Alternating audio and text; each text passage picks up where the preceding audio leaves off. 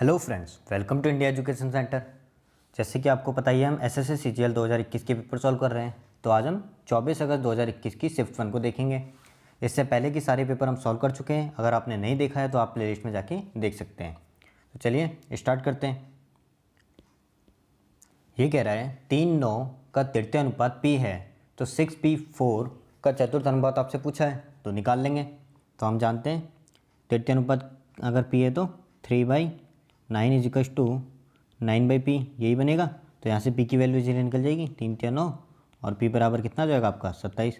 अब आपको चतुर्थ अनुपात निकालना है। हमारा चतुर्थ अनुपात कितना है आपका x, तो कितना हो जाएगा 6/P यानी 6/27 बराबर 4/x। सॉल्व कर लेंगे तो आंसर आ जाएगा, काट लें, 2 3 6, 2 दूना 4 और 3 9 27। तो x में यहाँ से कितना आ जाएगा आपका 18। यही आपसे पूछा था चतुर्थ अनुपात, तो ये हो जाएगा आपका 18। नेक्स्ट क्वेश्चन देख लेते हैं। ये कह रहा है एक विद्यालय में छात्रों की कुल संख्या 1400 है, जिसमें से 3500 छात्र लड़कियां हैं और शेष लड़के हैं। यदि वार्षिक परीक्षा में 80% लड़के और 90% लड़कियां उत्तीर्ण हुई है तो अनुत्तीर्ण होने वाले छात्रों का परसेंटेज पूछा है। तो परसेंटेज पूछा है तो हमें इस वैल्यू को यूज़ ही नहीं करना है, क्योंकि परसेंटेज पूछा है तो इससे कोई मतलब नहीं है कुछ भी हो। तो हम देख लेते हैं 35% छात्र क्या हैं, लड़कियाँ हैं। तो आप देख लेते हैं, गर्ल्स को हम मान लेते हैं 35 और बॉयज़ कितने हो जाएंगे आपके, 100 - 35 करोगे तो 65, यही बॉयज़ हो जाएंगे। ठीक है। अब ये क्या कह रहा है, यदि वार्षिक परीक्षा में 80% लड़के और 90% लड़कियां पास हुई हैं और हमें फेल चाहिए, तो अगर 80% लड़के पास हुए हैं तो 20% फेल हुए होंगे। तो इसका 20% निकाल लें फेल। और अगर 90% लड़कियाँ पास हुई हैं तो 10% लड़कियाँ फेल हुई होंगी, तो यही हो जाएगा फेल का रेशियो। तो टोटल फेल परसेंटेज निकल जाएगा। तो 10% करेंगे तो 3.5 और 65 का 20% निकालोगे तो वो कितना आ जाएगा आपका 6 13। तो टोटल कितना हो गया 16.5। ये आपके फेल बच्चे हैं। ठीक है। नेक्स्ट देखते हैं। यदि 2x + 3y + 1 = 0, तो आपसे इसकी वैल्यू पूछिए। ठीक है। तो यहाँ पे हम मान सकते हैं कुछ भी, वो x या y में से किसी एक भी वैल्यू को पुट कर सकते हो, क्योंकि एक ही समीकरण है। तो हम इसमें y = 0 पुट कर लेते हैं। तो यहाँ से क्या हो जाएगा 2x = -1 हो जाएगा, तो x = -1/2, यही हो जाएगा। तो y हमने 0 पुट कर लिया, तो ये वैल्यू भी 0, ये वैल्यू भी 0। तो हमें सिर्फ इतनी सी वैल्यू फाइंड आउट करनी है। तो देख लेते हैं। तो 8 ब्रैकेट में -1/2 की पावर 3 + 8, यही होगा। तो करोगे तो ये तो 2 3 4 दूनी 8, तो 8 से 8 कट जाएगा, -1 + 8 आ जाएगा। तो कितना हो जाएगा ये आपका 7, और आपका आंसर क्या है 7। ठीक है। नेक्स्ट देख लेते हैं। यदि a की घात 4 + b की घात 4 + a² b² बराबर 273 है और a² + b² - ab = 21 है, तो 1/a + 1/b की वैल्यू पूछिए। अब हमें इसका फॉर्मूला पता है, a की घात 4 + b की घात 4 + a² b² किसके बराबर होता है, a² + b² - ab into a² + b² + ab, यही होता है। तो आपको वैल्यू तो दे रखी है, तो 273 बराबर किसके हो जाएगा, a² + b² - ab यानी 21 गुणा a² + b² ab के। ठीक है। तो यहाँ से भाग करेंगे तो कितनी बार में कट जाएगा, ये आपका कट जाएगा 1 और ये 3, यानी 63 13 टाइम में कट जाएगा। तो आपका यहाँ से क्या आ गया, a² + b² + ab बराबर दे रखा है कितना 13 आ गया। और आपको a² + b² - ab की वैल्यू दे रखी है इन्होंने, कितनी दे रखी है 21। तो यहाँ से अब आप क्या कर लोगे, ab तो a² + b² की वैल्यू निकल जाएगी। तो a² + b² क्या हो जाएगा, इन दोनों का एडिशन यानी 13 + 21/2, तो वो कितना हो गया आपके पास 34/2 यानी 17। और ऐसे ही ए बी कितना हो जाएगा, इन दोनों का डिफरेंस यानी 13 - 21/2, तो वो कितना हो जाएगा -8/2 यानी -4। अब आपको वैल्यू किसकी फाइंड आउट करनी है इसकी। ठीक है। तो हम इसकी वैल्यू निकाल लेंगे। तो यहाँ से वैल्यू निकालने के लिए अपन को इसको पहले सॉल्व कर लें, तो क्या बनेगा a + b/a b। तो हमारे पास a b की वैल्यू तो है, a + b की वैल्यू निकालनी है। तो a + b बराबर क्या होगा, √a² + b² + 2ab, यही होगा बट्टे में ए बी। ठीक है। तो a² + b² की वैल्यू हमारे पास है 17 और प्लस 2ab, तो ab -4 है तो -4 दूनी 8 -8 अंडर में, और ab कितना दे रखा आपको -4। ठीक है, यही दे रखा है। तो 17 और में से 8 घटाओगे तो वो आ जाएगा आपका 9, तो √9 करोगे तो 3/-4। तो आपका आंसर क्या हो जाएगा 3/-4। ऑप्शन कौन सा है, ये। ठीक है। नेक्स्ट क्वेश्चन देख। ये कह रहा है tan theta plus 3 cot theta minus 2√3 बराबर 0 है। तो cosec square theta plus cos square theta की वैल्यू पूछिए। तो हम इसको 0 के उधर ले जाएं तो कितना बन जाएगा आपका, tan theta plus 3 cot theta बराबर 2√3, है ना, यही बनेगा। तो हम यहाँ पे 3 वैल्यू पुट कर सकते हैं, 30, 45 और 60। 3 वैल्यू पुट करके देख सकते हैं, क्योंकि हमें पता है √3 है तो टेन थीटा और कॉट थीटा 45 में तो √3 आता नहीं है, तो यहाँ तो 30 होगा या 60 होगा। अब अगर हम 30 रख के देखते हैं तो टेन 30 की वैल्यू कितनी होती है आपकी 1/√3, और कॉट 30 की वैल्यू कितनी होती है √3, तो 3√3। तो हमें तो पता चल गया 2√3 से ज़्यादा ही आएगा, तो यानी 30 डिग्री पे भी पॉसिबल नहीं है, तो यानी 30 डिग्री भी आंसर नहीं होगा, तो यानी 60 डिग्री है। तो 60 डिग्री पे एक बार चेक कर लें, तो tan 60 की वैल्यू कितनी होती है आपकी √3, और cot 60 की वैल्यू cot 60 की वैल्यू 1/√3। तो क्या वो 2√3 के बराबर आ रहा है, तो हाँ, इससे काटेंगे तो √3 आ जाएगा, √3 प्लस √3 2√3, तो यानी 60 डिग्री पे पॉसिबल आंसर है। तो 60 डिग्री आंसर रख दें यहाँ पे। तो 60 डिग्री रखोगे तो कॉसेक स्क्वायर 60 डिग्री की वैल्यू कितनी हो जाएगी, वो हो जाएगी आपकी 4/3, 2/√3 होता है ना, तो 4/3। ऐसे ही इसको प्लस करोगे तो कॉसेक स्क्वायर 60 की कितनी हो जाएगी 1/4। तो सॉल्व करोगे तो कितना आ जाएगा, 4 चौक 16 प्लस 3 बट्टे में 12, यानी 19/12, यही आपका आंसर है। नेक्स्ट देख लेते हैं। ये कह रहा है मान लीजिए कि त्रिभुज ABC सिमिलर टू त्रिभुज RPQ है, और ABC और PQR का क्षेत्रफल का रेशियो दे रखा है आपको 16:25। यदि PQ बराबर 4 सेंटीमीटर, QR बराबर 6 सेंटीमीटर, PR बराबर 7 सेंटीमीटर, तो AC का मान पूछा आपसे। अब आपको पता है क्षेत्रफल के रूट के अनुपात के बराबर होता है भुजाओं का अनुपात, तो यानी भुजाओं का अनुपात क्या होगा इनका, अंडर रूट कर लेंगे दोनों का, तो 4/5 हो जाएगा, 4:5 में होगा। अब हमें AC फाइंड आउट करनी है, तो हम सिमिलरिटी से देख लें। AC के सिमिलर कौन सी भुजा है, तो आपकी RQ है। तो RQ है आपकी AC के समय, तो RQ के अलावा हमें किसी से मतलब नहीं है, तो इनको हटा लो, इसको भी हटा लो, तो ओनली RQ देखेंगे। तो अब आपको RQ की वैल्यू कितनी दे रखी है, 6, है ना, और आपसे पूछी किसकी, AC की, और हमें पता है इनका अनुपात क्या है 4/5 है, तो यानी 5 की वैल्यू कितनी दे रखी है आपको 6, तो 4 की वैल्यू पूछिए, तो 4 बराबर की वैल्यू कितनी हो जाएगी, 4 गुणा 6/5 ये हो जाएगी, यानी 24/5, यानी 5 चौक 20, 5 अट्ठे 40, यानी 4.8 आपका आंसर। नेक्स्ट देख लेते हैं। ये कह रहा है कोई ग्राहक 10,000 रुपये में अंकित मूल्य वाली वस्तु को खरीदता है। दुकानदार 2 प्रकार की छूट देता है, 25% की एकल छूट और 14% और 12% की 2 क्रमागत छूट। तो ग्राहक में कौन सी छूट बेहतर होगी, तो 25% की तो एकल छूट दे दी, और 14 और 12 की दे रहा है, यानी इसकी सक्सेसिव लग जाएगा, 14 और 12 पे सक्सेसिव लग जाएगा, तो वो कितना होगा 14 + 12 माइनस 14 गुणा 12/100, यही होगा। तो 14 + 12 करोगे तो वो तो कितना हो गया आपका 26, माइनस 14 गुणा 12 करोगे तो कितना आ जाएगा वो आपका, तो 12 का स्क्वायर तो 144 होता है, और 12 × 24, 4 और 4 8, और ये हो गया 168, यानी 1.68। तो हम इसको कितना लिख सकते हैं, 25 + 1 माइनस 1.68 ऐसे लिख सकते हैं। अब 25 तो है ही, ये भी है, तो इसका मतलब ये 1 माइनस 6.8 0.68 कम आ रही है, तो यानी 25% वाली छूट बेहतर होगी। इसमें तो 0.68 25 से 0.68 कम आ रही है, तो 25% वाली ज़्यादा बेहतर होगी। और कितना बेहतर होगी, तो 10,000 का 0.68% निकालोगे तो 68 आ जाएगा, 10,000 का 0.68%। तो आपका आंसर क्या हो जाएगा, पहली छूट और 68%, 68 रुपये ज़्यादा अच्छी होगी। ठीक है, नेक्स्ट क्वेश्चन देख लेते हैं। त्रिभुज ABC में B समकोण है, यदि cot A बराबर 1/2 तो sin A upon cos C bracket में cos C plus cos A upon cos C bracket में sin C minus sin A की आपसे वैल्यू पूछी है। तो हम देख लेते हैं।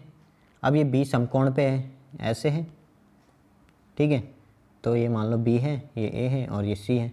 तो हमें पता है एंगल A और एंगल C का एडिशन 90 डिग्री है, ठीक है, तो यानी cos A बराबर आपका sin C होगा, ठीक है, cos A बराबर sin C होगा क्योंकि दोनों का एडिशन 90 डिग्री, और ऐसे ही sin A बराबर आपका cos C होगा, ठीक है, क्योंकि दोनों का एडिशन 90 डिग्री है। तो हम देख लेते हैं। तो sin A बराबर cos C है, तो कट जाएगा, ये तो 1 आ जाएगा, और इसको पूरी की टर्म में लिख लें तो cos C बराबर कितना हो जाएगा, sin A plus cos A, और नीचे वाली को भी C में A में लिखना है, तो sin C बराबर cos A, तो ये भी कितना हो जाएगा cos A minus sin A। ठीक है, यही हो जाएगा। इसी की वैल्यू फाइंड आउट करनी है। अब हमें पता है कॉट ए बराबर 1/2 है, तो कॉट ए कितना होता है, कॉस ए अपॉन साइन ए, यही होता है 1/2। अब हमें पता है जब डिग्री ऊपर नीचे सेम हो और कॉस और साइन में लिखनी हो तो हम इन वैल्यू को रियल वैल्यू फाइंड आउट कर लेते हैं। तो यानी कॉस ए बराबर 1 और साइन ए बराबर 2, यही पुट कर लें। तो साइन ए बराबर 2, कॉस ए बराबर 1 और नीचे क्या हो जाएगा, कॉस ए 1 और साइन ए 2। तो ये कितना आ जाएगा आपका -3, यही आंसर है। ठीक है, बाकी आप इसको लंब बट्टा कर्ण वाला फॉर्मूला लगा के भी कर सकते हो, लेकिन ये ऐसे इजीली हो जाएगा। ठीक है, नेक्स्ट देखते हैं। ये कह रहा है ए बी सी डी चक्रीय चतुर्भुज है जिसमें ए बी और सी डी को बढ़ाने पर ई पर मिलती है और भुजा ए डी और बी सी को बढ़ाने पर एफ पर मिलती है। यदि ए डी बराबर 80 डिग्री और बी ई डी बराबर 50 डिग्री है तो ए एफ बी का मान आपसे पूछा है। तो हम ऐसा क्वेश्चन पहले भी कर चुके हैं। तो इसका डायग्राम कुछ ऐसा बनेगा, ऐसे बनेगा इसका डायग्राम। ठीक है, यानी ऐसे सब जगह ऐड करेगा, यहाँ पे पॉइंट ऐड होगा। ठीक है, तो देख लेते हैं अब क्या कह रहा है। ए बी सी और ये डी पॉइंट हो गया। ठीक है, तो ये क्या कह रहा है, ए बी और डी सी को बढ़ाने पर तो बिंदु ई पर मिलते हैं और ए डी और बी सी को बढ़ाने पर ये बिंदु एफ पर मिलते हैं। अब आपको एंगल कौन सा दिया हुआ है, ए डी दिया हुआ है। ए डी ये वाला एंगल आपको दिया हुआ है, कितना दिया हुआ है, 80 डिग्री दिया हुआ है। ठीक है, और ए ई डी दिया हुआ है आपको, ए ई डी ये आपको 50 डिग्री दिया हुआ है। ए एफ बी दिया हुआ है, नहीं ए एफ बी हमको फाइंड आउट करना है, तो हमें ये वाला एंगल फाइंड आउट करना है। तो ये एंगल फाइंड आउट करने के लिए हमें ये दोनों एंगल मिल जाए तो काम बन जाएगा, बिल्कुल बन जाएगा। तो हम देख लेते हैं, ये 80 ये 50 तो कितना हो गया 130। तो ये एंगल फाइंड आउट हो जाएगा 180 माइनस 130, तो ये एंगल हो जाएगा आपका 50 डिग्री। ठीक है, अब ये एंगल 80 डिग्री है तो आमने सामने के कोणों का एडिशन 180 डिग्री चक्रीय चतुर्भुज में, तो ये एंगल 100 डिग्री हो जाएगा। अब ये 100 ये 50, तो ये एंगल एफ कितना हो जाएगा आपका 30 डिग्री। 180 के लिए ये 30 डिग्री, तो आंसर कितना हो जाएगा आपका 30 डिग्री। नेक्स्ट क्वेश्चन देख लेते हैं। अब ये आपका सिंप्लीफिकेशन का क्वेश्चन है, तो हम सबसे पहले ब्रैकेट और ऑफ को सॉल्व करते हैं। तो सॉल्व कर लेते हैं, यहाँ से स्टार्ट करें। तो 5 या 15 और एक 16/5 हो जाएगा। ये तो भाग है, तो भाग ऐसे रहने दो। 4 दूनी 8, एक 9, 9/2 और ऑफ का साइन है तो गुणा 5 या 15 और एक 16/3, यही होगा। माइनस एस वाली वैल्यू को सॉल्व करें तो 1/8, भाग का साइन है अगेन 1/2, ऑफ का साइन है तो 1/4, यही होगा। प्लस 1/4 ब्रैकेट में 1/2, तो भाग ये आपका डिवाइड का साइन है तो उल्टा करके लिख ले, गुणा 1/8 को 8 लिख सकते हैं, गुणा 1/4, यही होगा। तो ये तो कट जाएगा, 4 दूनी 8, 8 से 8। ठीक है, तो ये तो आपके आ गई 1/4। सेम यहाँ 4 दूनी 8 और भाग पे 1/8 है तो ये भी 1 हो जाएगी। तो ये तो बन जाएगा 1 + 1/4 और माइनस हो के इधर वाली टर्म में कट रहा है क्या कुछ, हाँ कट रहा है। 3 × 9 हो जाएगा और ये हो जाएगा 2 × 8 = 16।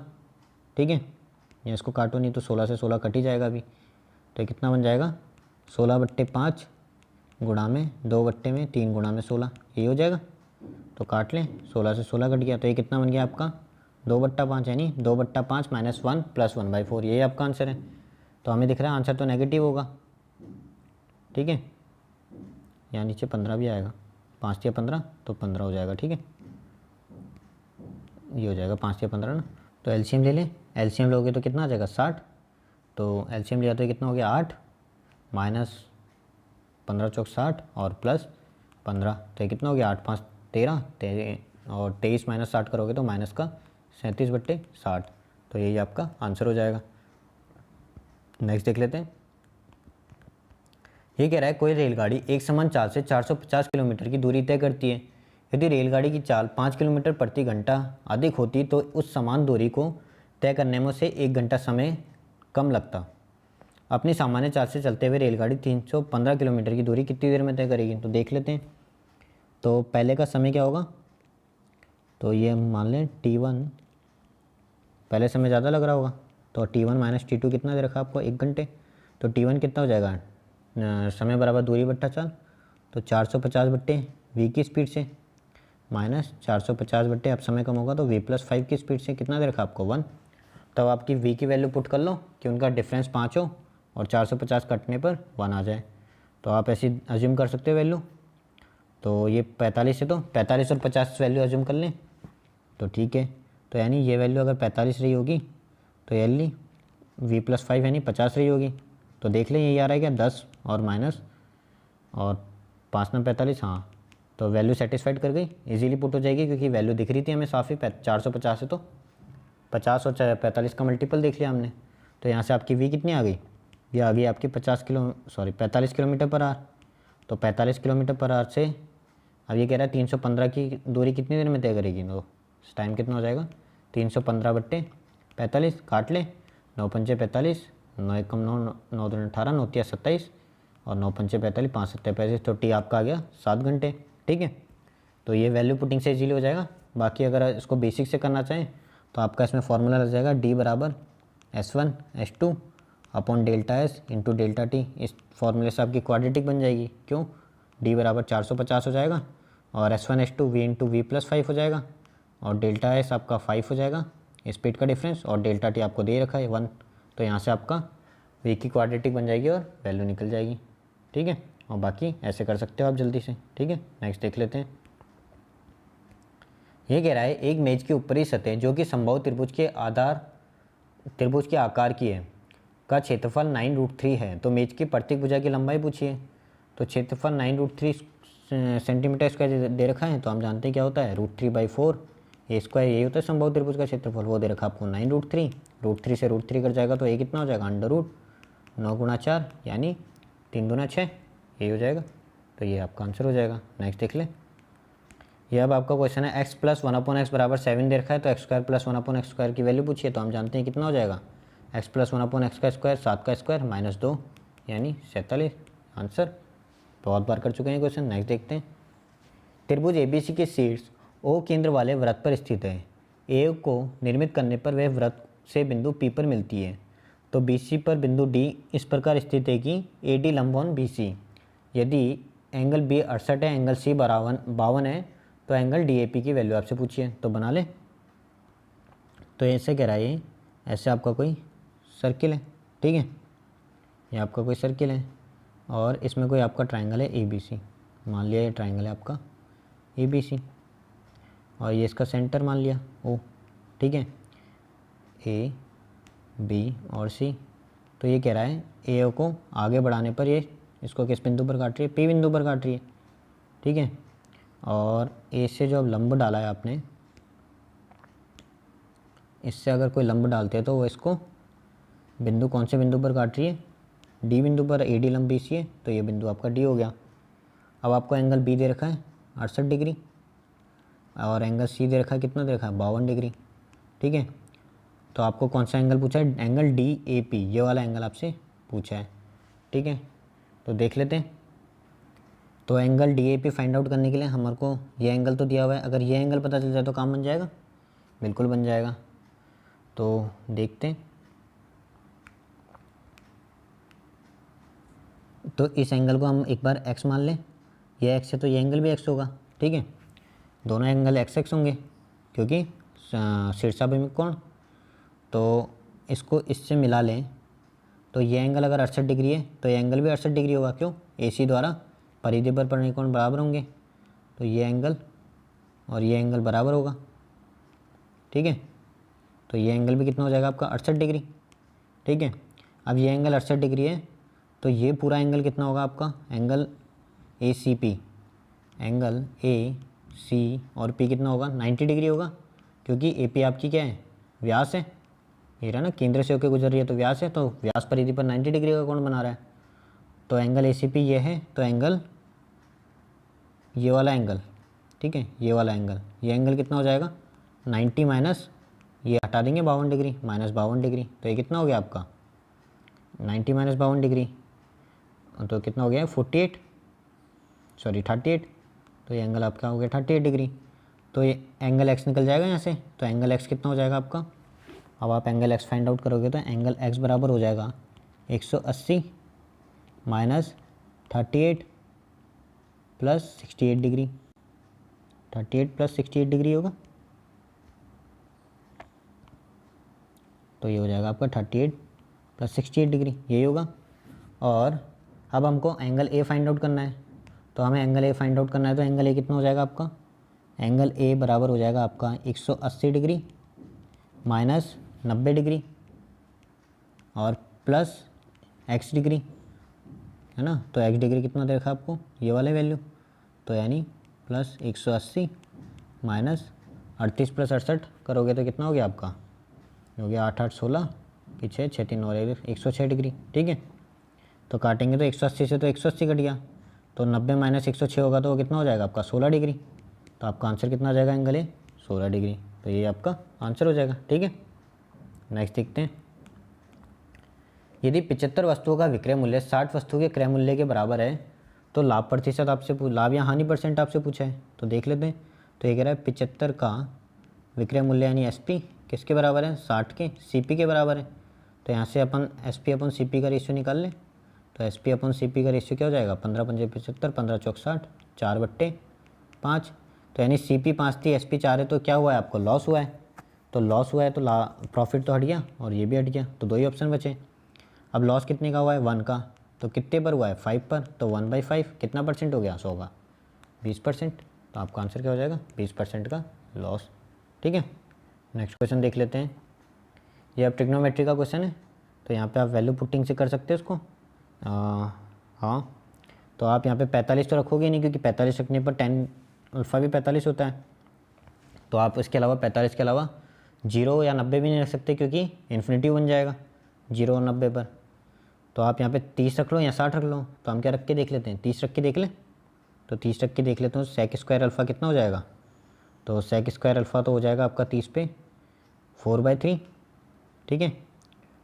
क्योंकि वो √3/2 होता है ना, सॉरी 2/√3 होता है, तो स्क्वायर करोगे तो 4/3 हो जाएगा, इंटू 1 प्लस कॉसेक 30 की वैल्यू कितनी होती है आपकी, कॉसेक 30 की वैल्यू होती है 2 और ऐसी 1 माइनस 1/2, यही हो जाएगा। तो कितना हो जाएगा एक 4/3 ब्रैकेट में 3/2 इंटू 1/2, काट लें, 2 से 4 से 4 कट गया, 2 दूनी 4 और 3 से 3 कट गया, तो आंसर कितना हो गया आपका 1। तो 1 किसका है, एक ही ऑप्शन है, ठीक है। नेक्स्ट देख लेते हैं, ब्याज वार्षिक रूप में संयोजित होने पर निश्चित वार्षिक चक्रवर्ती ब्याज दर पर 9500 की राशि 2 वर्ष में 11,495 हो जाती है। उसी अवधि में उसी राशि पर दुगना ब्याज दर पर साधारण ब्याज ज्ञात करना है आपको, तो हम देख लेते हैं। तो 9500 से कितनी हो रही है, 11495 हो रही है। तो इसको हम रेंज से करें एक बार, तो एक बार देखोगे तो आप कितना ज़्यादा हो रहा है इससे, 500 और होता तो 10,000 और ये 500 और प्लस 1,495 हो रहे हैं, यानी 9 5 4 9 यानी 1995, ठीक है। हम मान लें कि ये 1995 CI है, एक बार इसको SI ही मान लेते हैं। मान लिया हमने ये SI होता तो दोगुनी ब्याज दर पर साधारण ब्याज क्या होता है, यानी इसका डबल ब्याज हो जाता, तो वो कितना होता आपका 19 दूना 38 और 95 का करोगे तो 190 यानी 3990 होता। अगर ये SI हम इसको CI ना मान के SI मानते तो हमारे पास SI ये आ जाता जो इसने पूछा है, दोगुनी ब्याज दर पर साधारण ब्याज। तो यानी आंसर तो इससे कम होगा, अगर ये CI है तो इसका आंसर SI मानने पर इससे कम आएगा SI, तो ये आंसर नहीं होगा, ये भी आंसर नहीं होगा। अब यानी इससे कम होगा, लेकिन इतना भी कम नहीं हो सकता कि 3420 हो जाए, तो ये भी आपका ऑप्शन नहीं हो सकता। तो एक ही ऑप्शन बचा 3800, ठीक है। तो एक तो रेंज से इजीली सॉल्व हो जाएगा, बाकी एक बार इसको बेसिक से भी देख लेते हैं, बेसिक से कैसे होगा। तो बेसिक से देखे थे, बेसिक से देखें तो क्या होगा, जैसे आपकी वैल्यू कितने खींचने हैं, 9500 से 11495 हो गया, ठीक है।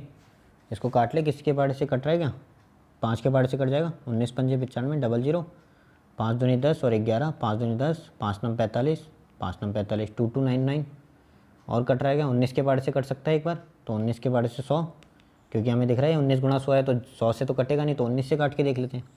19 से कम 19, 20 21 22, 19 दूना 38, 19 से कम 21, 19 से कम 19, तो दिख रहा है ये 100/121, तो हमें 2 बार देखा है तो पावर 1/2 हो जाएगी, यानी 10/11।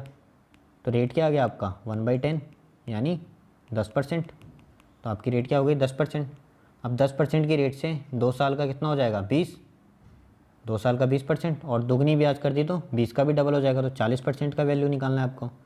तो 9500 का 40% निकाल लोगे तो 00 से 00 का गया 95 इंटू 4 करोगे तो 5 चौक 20 की 0, 9 चौक 36, 37 38, तो आपका आंसर क्या हो जाएगा 3800।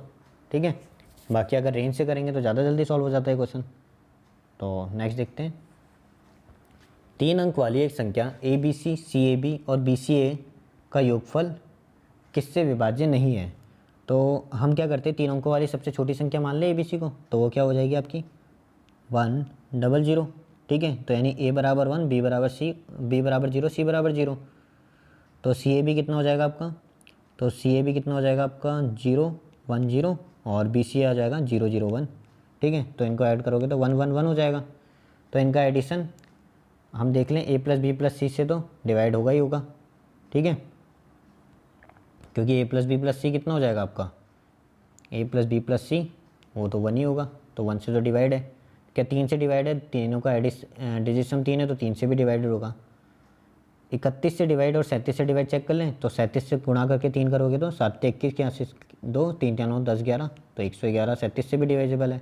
तो आपका आंसर क्या बचा 31 से डिवाइड नहीं होगा। ठीक है, तो ऐसे हम इजीली वैल्यू पुट करके चेक कर सकते थे। बाकी अगर इसको बेसिक से करें तो बेसिक देख लेते हैं इसका एक्चुअल में हो क्या रहा है। तो आप देखोगे तो ABC को क्या लिख सकते हो आप, ABC को लिखोगे आप 16 इकाई दहाई सैकड़ा होता है ना, तो 100A plus 10B plus C, ABC संख्या यही रही होगी। इसी तरह CAB क्या रही होगी आपकी 100C plus 10A plus B यही रही होगी। और BCA क्या संख्या रही होगी 100B plus 10C plus A। अब तीनों का एडिशन करना है, योगफल करना है, तो कितना हो जाएगा 100A 10A और A यानी 111A। इसी तरह क्या हो जाएगा 111B और इसी तरह 111C, तो यानी 111 कॉमन आएगा तो A plus B plus C, तो यानी A plus B plus C से तो डिवाइड होगी, 3 से भी डिवाइड होगी और 111 हमने देख लिया 37 का भी मल्टीपल है तो इसकी भी डिवाइड होगी, तो यानी 31 से नहीं होगी। तो बेसिक तो एक्चुअल में ये है इसका, और बाकी अगर आप वैल्यू पुट से करोगे तो ऐसे हो जाएगा। नेक्स्ट क्वेश्चन देख लेते हैं, त्रिभुज ABC में भुजा AC की लंबाई भुजा AB की लंबाई के 2 गुना से 4 सेंटीमीटर अधिक है। भुजा BC की लंबाई भुजा AB की लंबाई के 3 गुने से 4 सेंटीमीटर अधिक है, कम है। यदि त्रिभुज ABC का परिमाप 60 सेंटीमीटर है तो इसका क्षेत्रफल आपसे पूछ लिया है, तो बना लेते हैं। तो ये कह रहा है आपका ऐसा, ये कोई आपका त्रिभुज ABC है। ठीक है, अब ये कह रहा है इसकी भुजा AB की लंबाई से 2 गुना है AC की लंबाई, तो AB को x मान ले, तो AC कितना हो जाएगा 2x प्लस 4। इसी तरह BC क्या हो जाएगा आपका 3x माइनस 4। तो तीनों का ऐड करोगे तो परिमाप दे रखा है तो यही परिमाप होता है, तो परिमाप कितना हो जाएगा x plus 2x plus 3x कितना हो गया 6x। तो 6x की वैल्यू 60 दे रखी है, 4 से तो 4 कट ही जाएगा, तो x बराबर 10 आ जाएगा। तो क्या क्या हो जाएंगी भुजा 10 10 दुना 20 और 24 और 26। तो 10 24 26 हमें पता है ट्रिपलेट है, क्योंकि 5 12 13 ट्रिपलेट होता है, तो 10 24 26 भी ट्रिपलेट है। तो क्षेत्रफल कितना हो जाएगा 1/2 इंटू 10 गुणा 24, तो कट गया कितना आ गया 120। ये आपका आंसर हो गया। ठीक है, नेक्स्ट देख लेते हैं। ये कह रहा है A एक कार्य को 11 से 1/2 दिन में पूरा कर सकता है, B A से 25% अधिक कुशल है, C B की तुलना में 50% कुशल है। तो A B C साथ मिलकर इसी कार्य को कितने दिन में पूरा करेंगे, तो देख लें। ये कह रहा है A B और C हैं, B A से 25% अधिक कुशल है। 25% की फ्रैक्शन वैल्यू हम जानते हैं 1/4 होती है, तो A अगर 4 है तो B कितना होगा 1/4 अधिक यानी 5, और C B की तुलना में 50% है तो 2.5 होगा। तो कंप्लीट बनाने के लिए, ताकि ये पॉइंट की वैल्यू नहीं रहे, हमको सबको गुणा कर लें 2 से, तो ये 8 हो जाएगा, ये 10 हो जाएगा और ये कितना हो जाएगा 5। ये इनकी एफिशिएंसी का रेशियो आ जाएगा 8 10 और 5 का।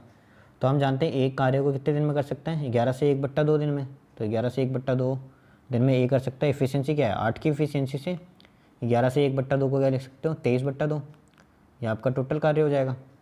ठीक है, ये तो हो गया आपका टोटल कार्य। अब इसने कहा है ABC 7 करें तो कितने दिन में करेगा, तो ऐड करोगे तो 8 5 13 और 10 23, यानी ये इनकी टोटल एफिशिएंसी हो जाएगी, तो भाग लगा दो। तो 23 से 23 कट जाएगा, 2 चौका 8, तो आपका आंसर क्या हो जाएगा 4। ठीक है, नेक्स्ट देख लेते हैं। ये कह रहा है 23 संख्याओं का औसत 51 है, पहली 12 संख्याओं का औसत 49 और अंतिम 12 संख्याओं का औसत 54 है। यदि 12वीं संख्या को निकाल दिया जाए तो शेष संख्याओं का औसत ज्ञात करना है। तो हम देख लें, तो पहली 12 संख्याओं का औसत तो कितना ज़्यादा है, कम है आपका, तो ये दिख रहा है, ये 2 कम है, तो 12 ब्रैकेट में -2। ठीक है, और अंतिम 12 संख्याओं की बात करें तो अंतिम 12 संख्याओं का औसत कितना ज़्यादा है, 51 से, दिख रहा है 3 ज़्यादा है, तो ब्रैकेट में +3। तो ये कितना हो गया आपका 12 या 36, या फिर 12 कॉमन लोगे तो इंटू 1 यानी +12 हो रहा है। अब आपकी 12वीं संख्या अगर निकाल दें तो 12वीं संख्या निकाल दें तो इतना कम हो जाएगा, क्योंकि 12वीं +12 ला रही है, तो इतना कम हो जाएगा, तो यानी 12 कम हो जाएगा कितनी संख्याओं में से, 23 संख्या थी, तो एक संख्या निकाल दोगे तो 22 संख्याओं में कम होगा। ठीक है, यानी जो आपका पहले औसत 51 था उससे इतना कम हो जाएगा, तो 51 से इतना कम होगा, तो एक ही ऑप्शन है 51 से कम वाला, 51 से कम वाला एक ही ऑप्शन है, तो यही आपका आंसर हो जाएगा। बाकी सॉल्व करके भी यही आंसर आने वाला है। ठीक है, नेक्स्ट देख लेते हैं। तो यहाँ पे हमारी शिफ्ट खत्म होती है। अगर आपको वीडियो पसंद आई हो तो वीडियो को लाइक, शेयर और सब्सक्राइब करना ना भूलें। मिलते हैं नेक्स्ट वीडियो के साथ। Thank you.